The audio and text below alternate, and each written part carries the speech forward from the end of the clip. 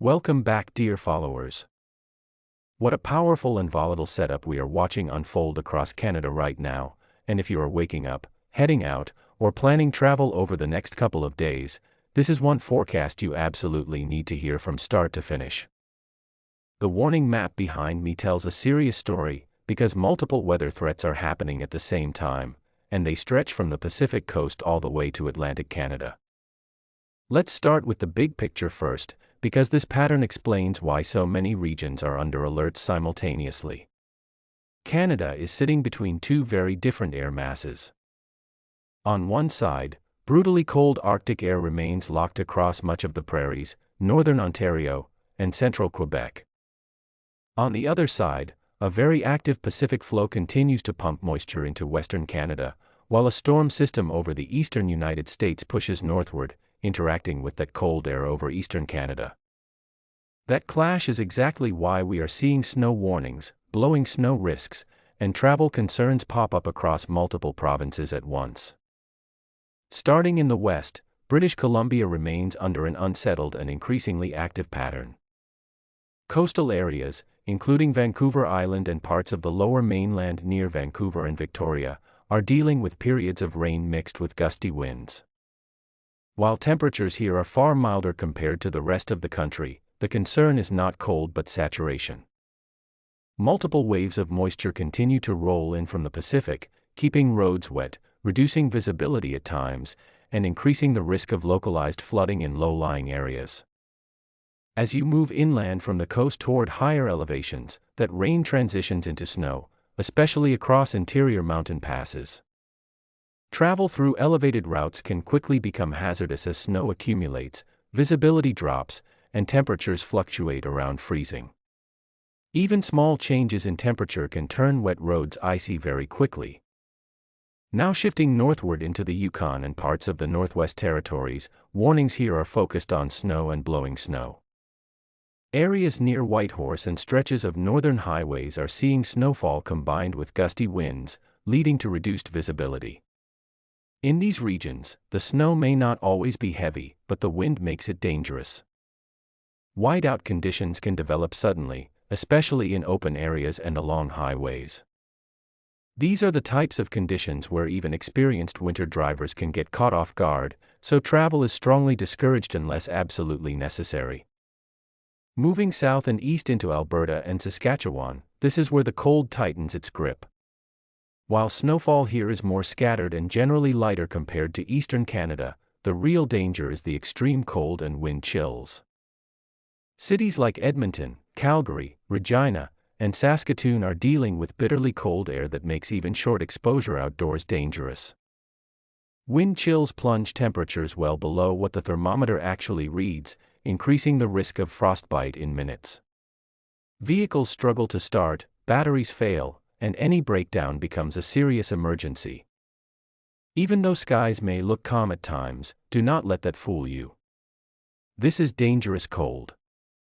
In Manitoba, especially around Winnipeg and surrounding regions, the pattern remains similar. Cold dominates, with occasional light snow and blowing snow. Visibility can drop rapidly when winds pick up, especially on open highways. Snow that fell earlier is easily picked up by the wind, creating ground blizzard conditions even without new snowfall. Now let's talk about Ontario, because this is where the warning map becomes especially intense. Southern and eastern Ontario remain under the influence of lingering snow bands and cold air. The Greater Toronto Area, including Toronto, Mississauga, Brampton, and surrounding communities, continues to deal with the aftermath of significant snowfall. Even though the heaviest snow has moved through, additional bands of snow can still rotate in, especially near Lake Ontario. Lake-enhanced snowfall remains a concern, and when combined with cold temperatures, roads stay snow-covered and icy for extended periods. Eastern Ontario, including Ottawa and surrounding areas, also remains under snow warnings. Light to moderate snow continues to fall at times, and while accumulation may not be extreme in a single hour, the duration adds up. This is the kind of snow that disrupts commutes, delays travel, and keeps road crews working around the clock. Quebec is another major focus area on this warning map. Southern and central Quebec, including Montreal, Quebec City, and areas stretching toward the Gaspé Peninsula, are dealing with snow, blowing snow, and very cold temperatures. Winds increase the impact here, especially in more open regions and along the St. Lawrence River.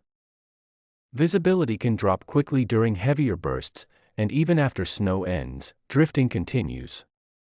The cold behind the system ensures that nothing melts, so conditions remain hazardous well beyond the snowfall itself. Farther north in Quebec and into Nunavut, conditions are quieter in terms of precipitation, but the cold is relentless.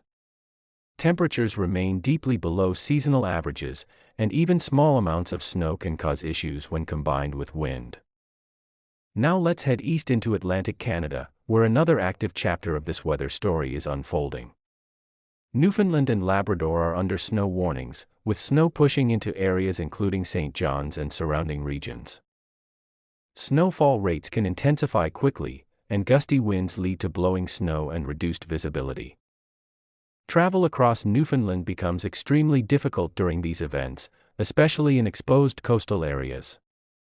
Snow piles up rapidly, flights face delays and cancellations, and marine conditions deteriorate. In Nova Scotia, New Brunswick, and Prince Edward Island, conditions vary by location, but snow and wind remain concerns.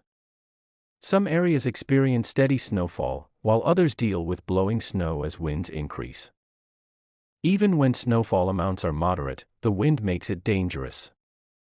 Across the Maritimes, temperatures stay cold enough to prevent melting, so road conditions worsen quickly once snow begins.